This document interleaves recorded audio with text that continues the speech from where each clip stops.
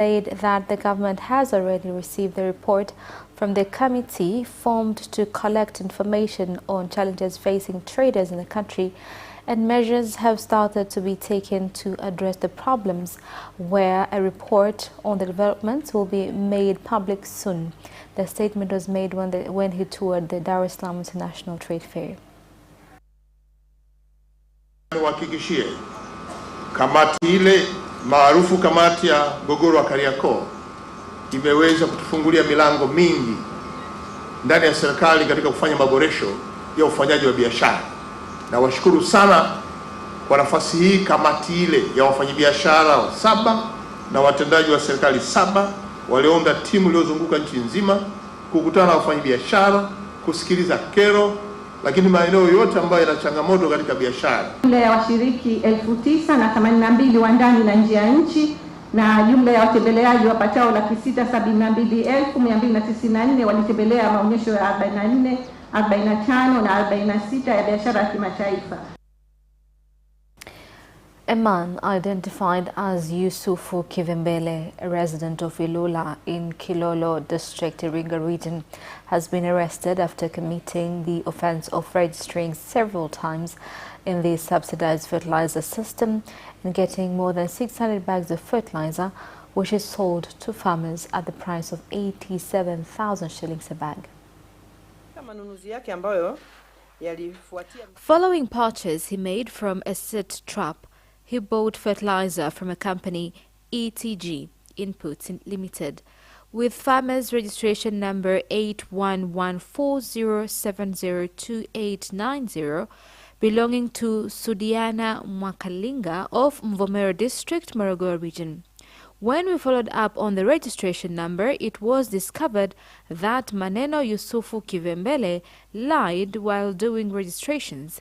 He got 3 different numbers for input subsidies. Tunathibitisha kukamatwa kwa mtuhumiwa anajulikana kwa jina la Maneno Yusufu Kivembele, huyu ni miaka 50. We verify arrest of a suspect by the name Maneno Yusuf Kivembele, 50 years old, a resident of Ilula. He forged names during registration in order to buy fertilizer in different places, including ETG Input Limited, and then he sell fertilizer to residents at higher prices. He is one among residents who does such a thing, although there are many people who does that, and we are following up on them. Serikali imetenga fedha kwa ajili ya kutoa ruzuku ya mbolea kwa wakulima wote, lakini wapo wajanja ambao wanataka kunufaika na hiyo nafasi. Hakutakuwa na nafasi ya watu kuendelea kuchezea tena mifumo ya serikali, na wafahamu kabisa kwamba huu ni mfumo. Wale ambao hawajabainika leo tunaendelea kuchambua, tutabaini na wengine kesho na kesho kutu. Kwa hiyo tunaomba watu waadilifu wafahamu kwamba vitu vya serikali si vitu vya kuchezea. Malengo ya serikali lazima yatimie kwa gharama yoyote ile. Now, residents from 26 villages surrounding Komazi National Park located in Tanga and Kilimanjaro regions have expressed concern on increasing elephant invasions as well as attacks on livestock by lions and cheetahs during the night. Hasa tembo, simba na chui. Hivyo mafunzo haya kama yatapelekwa kule kwenye sehemu husika, tunaamini itaweza kupunguza migogoro hizi za wanyamapori waharibifu na wakali katika kata zetu, katika wilaya zetu. Kwenye kukabiliana na tatizo la wanyamapori kula mifugo, tumekuwa tukisaidia wananchi kujenga maboma ya waya ambapo wanyamapori wakali kama simba na chui hawawezi kuvunja na kuingia kula mifugo. Lakini pia ukiangalia mazingira mengine pia kutokana na giza, usiku pote wanakuwa kama ni porini.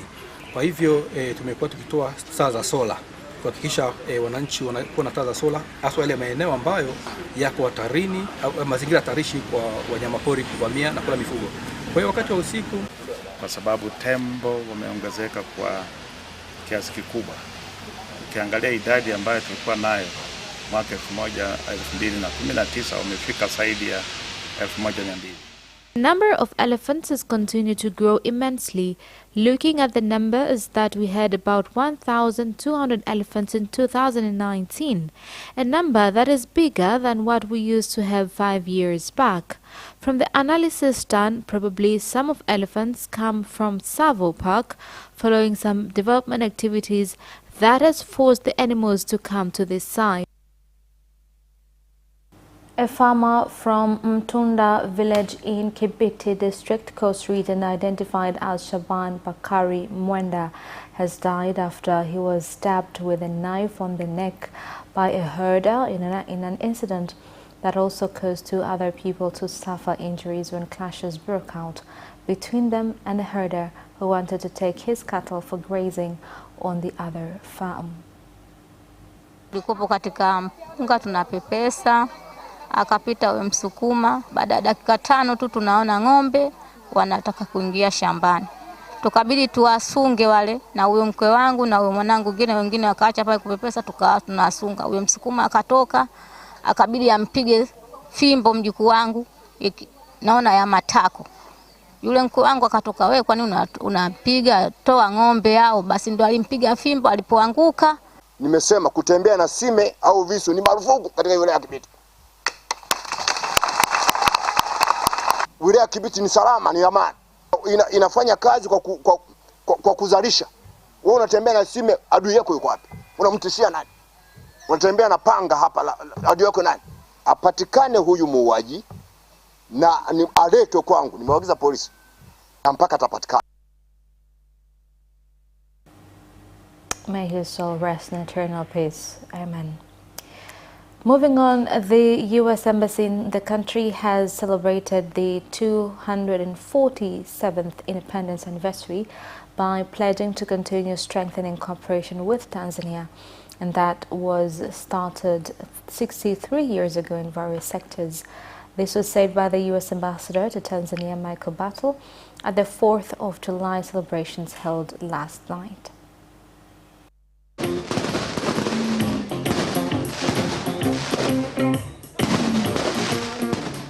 Today we celebrate 247 years of this nation's independence. And we also recognize 62 years of official diplomatic relations between the United States of America and Tanzania.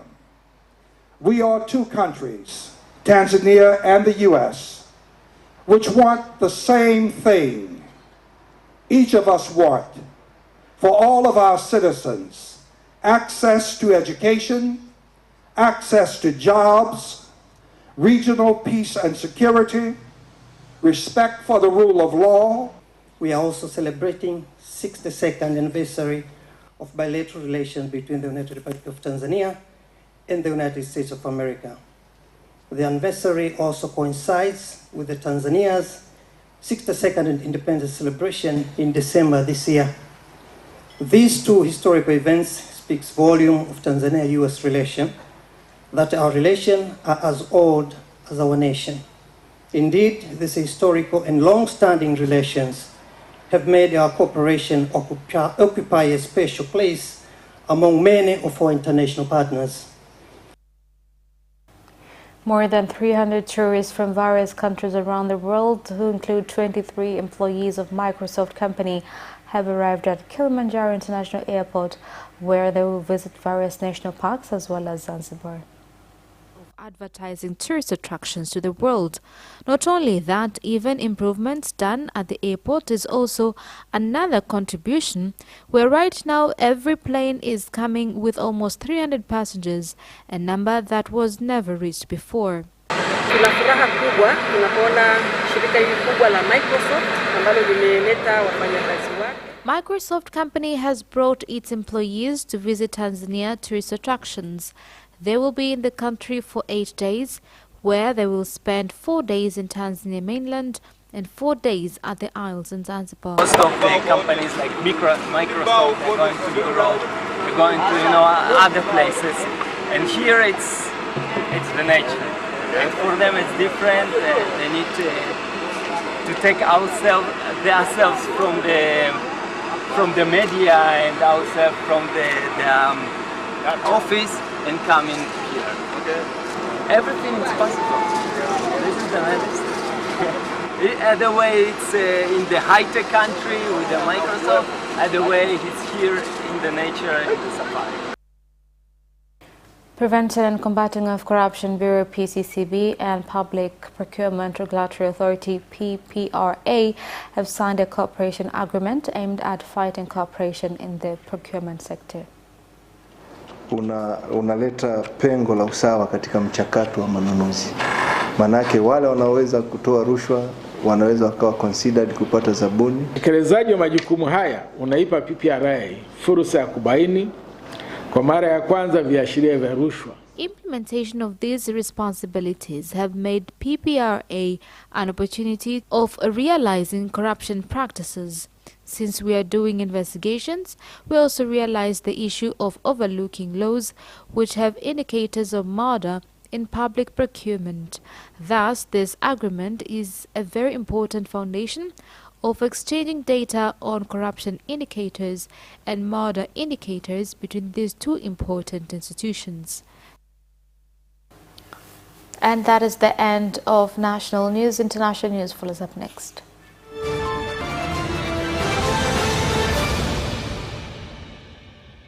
Back and in international news.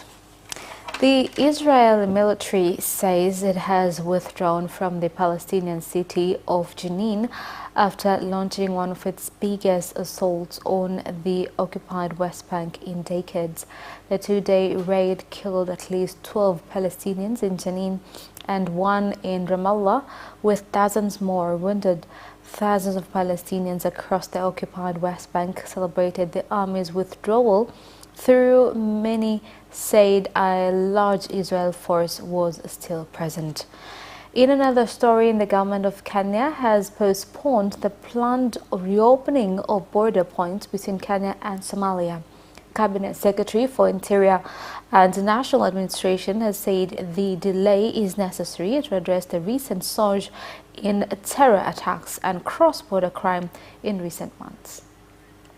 Lakini kwa sasa, kwa sababu katika mwezi mmoja ama miwili ambayo imepita, tumeona hao wakora wameanza kutatiza amani. Tumesimamisha huo utaratibu kwa muda kidogo. Kwanza kabisa tushughulikie hao magaidi, tuwafurushe, alafu tutafungua mipaka yetu. Riots appear to be calming in France after 5 days of violent protests in response to the shooting of teenager Nahelm during a police traffic stop. President Macron has signed a bill to help rebuild damaged infrastructure, but asked the Interior Ministry to keep a massive police presence on the streets. Thomas, he's our correspondent from Deutsche Welle, will be telling us much about this story. Thomas, tension seems to be easing on the streets, but have the underlying problems that led to the protests in the first place been solved? Immediate solution, and that was absolutely clear from President Macron's meeting with several hundred mayors in France, was to rebuild the cities, the damages that have been caused, also financial assistance. But there are certainly underlying problems that will take longer to address, longer to resolve. We're talking here about police actions. Some describe it as police brutality. We're talking here about the treatment also of racial minorities in France. And it is clear, we've been hearing that also from French officials, that those are issues that will not be resolved as quickly as calming the situation down in the streets of France or rebuilding the damaged parts of several cities. That's why there are some newspapers, media outlets here talking already of rebuilding a broken France. Maybe that's a little bit of an exaggeration according to some experts and analysts, but still it does reveal that the problems in France, the underlying problems that have led to these protests, are very important, are very sensitive, and they will probably take a long time to be repaired fully. Because of the situation, President Macron cancelled a planned state visit to Germany. When will this visit take place, and how important is the relationship between France and Germany for the European Union? when that state visit will happen. It was actually seen as the first state visit by a French president to Germany in 23 years. You may know that state visits have a different quality to government visits, and as such it had been a visit that was carefully planned to reveal the friendship between these two countries, although it's also important to stress that in various issues in the past they have not necessarily seen eye to eye. The visit was postponed because of the situation in France. The German president, Frank-Walter Steinmeier, said he understood the need to postpone the visit. Again, that visit was seen as a sign of the friendship between the two countries, although below the surface there are issues where both France and Germany do not necessarily see eye to eye. However, it is important to understand that this French-German friendship is very important for the EU. France and Germany are two of the most important countries in the European Union, and it is seen as vital for these two countries to have a strong partnership if the EU is to move forward. So it is still unclear when this state visit will happen. It has only been postponed and not cancelled. And meanwhile, leaders from both countries will continue, obviously, to work together at the European level to bring forward some of the European projects that are very important nowadays not only in Germany and France, but in Europe as a whole. How are these riots in France being followed elsewhere in the EU? Well, they're obviously being followed very closely because it comes at a time when the EU again showed some signs of disunity, for example, on the issue of migration, when again there is significant concern about situation in Ukraine, about how things are developing as well in Russia. So at a time when the EU is actually in need of unity, in need of showing a lot of support towards their common goals, it is a matter of concern that now France is looking inward rather than outward to try and resolve some of these very important issues at home. So clearly the riots in France, although they have been calming down, although there seem to be some initial solutions possible, there is certain concern coming from European capitals, from other European countries, as to what this could mean also in the long term regarding France's international commitment, especially at a time, obviously, when France is looking inward. The fact that Emmanuel Macron cancelled his state visit to Germany, or at least postponed that state visit to Germany, is a clear indication that his priorities now is obviously trying to resolve the situation at home before committing to any further steps in the EU. Thank you for the update, Thomas. And that is the end of international news. Business news follows up shortly.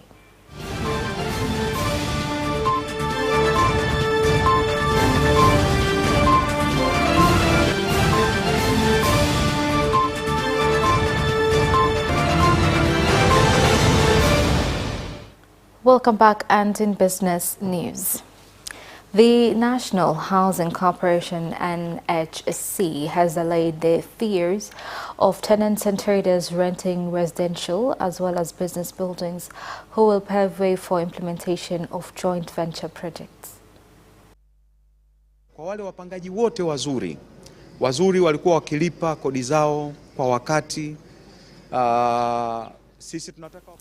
All good tenants that used to pay on time are the ones that we want to retain. That is what we want to do on how we can accommodate them after completion of projects. Kwa hiyo hilo ni watoe hofu, tunaliangalia na tunaliangalia kwa umakini mkubwa sana. NMB Bank has ended the third draw of the Bonge la Mpango promotion with prizes worth more than 170 million shillings issued to winners. Mwendo ule. Kwenye hii Bonge la Mpango kikubwa tunachokifanya. In Bonge la Mpango campaign that we are trying to do is influence Tanzanians to develop savings culture. Moja kati ya majukumu yake ni kuhakikisha draw kama hizi ambazo zinafanywa na taasisi mbalimbali ama kampuni mbalimbali za kutaka kurudisha kwa jamii. Gaming board ndio ambao tunazisimamia. And Tanzania Agriculture Research Institute, TARI, Kibaha Center in Coast Region and the Sugar Board in the country are working closely on strategies that aim to address the problem of sugar shortage that has caused the government to incur costs in importing the commodity. We have collaborated with the ministry in charge through Minister Hussein Bashi, where he pledged to invest more in seedlings within these 3 years through TARI, Kibaha and Sugar Board. Mahitaji ni tani 490. Kwa hiyo utaona kwa mara ya kwanza tumebaki. The demands are 490,000 tons. For the first time, we have the deficit of 30,000 tons. Previously, we used to import up to 180,000 tons of sugar. And that is the end of business news. Sports news is next.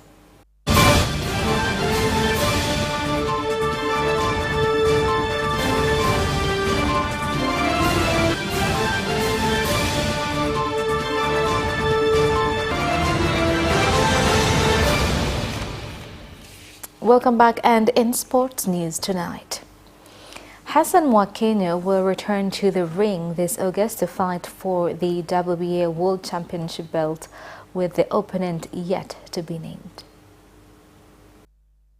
Pambano ni la mkanda,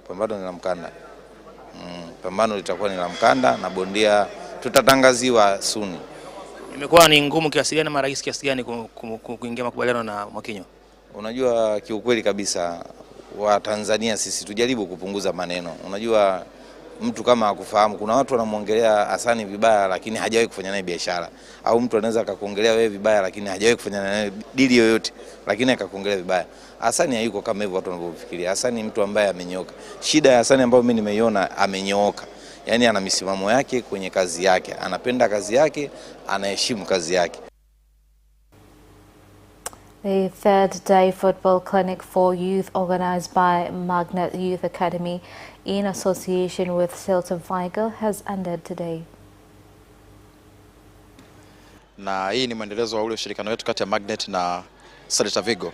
Kwa tunakuwa kila mwaka tunakuwa tuna mfumo wa kufanya clinic Dar es Salaam pamoja na Arusha. Kwa Dar es Salaam leo ni siku yetu ya mwisho, tunahitimisha. Tukitoka hapo kesho tunaanza safari kuelekea Arusha. Tutafanya clinic pia kwa muda takriban siku 6. Dar es Salaam. And the Deputy Minister for Culture, Arts and Sports, Hamis Mwinjuma, has called on Tanzanians to visit the ministry's pavilion in the ongoing Sabasaba Trade Fair. Na kifupi ni kwamba linaonyesha mambo yanayofanywa na idara zetu tatu, idara ya utamaduni, idara ya maendeleo ya sanaa na idara ya maendeleo ya michezo. Na kuna taasisi 10 zilizoko chini ya wizara hii ambazo zimekuja hapa kuonyesha shughuli zake za kila siku. Kwa hivyo tuna taasisi ambazo ziko kwenye chini ya idara zote hizi, na maswali mengi ambayo watu wanayo kuhusiana na kazi za taasisi hizi yanajibiwa hapa. And that sports item ends our news bulletin for tonight. My name is Khadija Zimbwe. Thank you for watching and good night.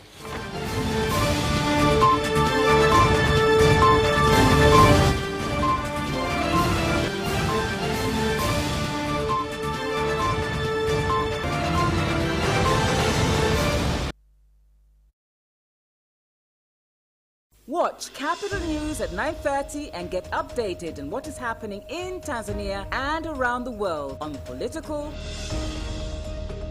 social,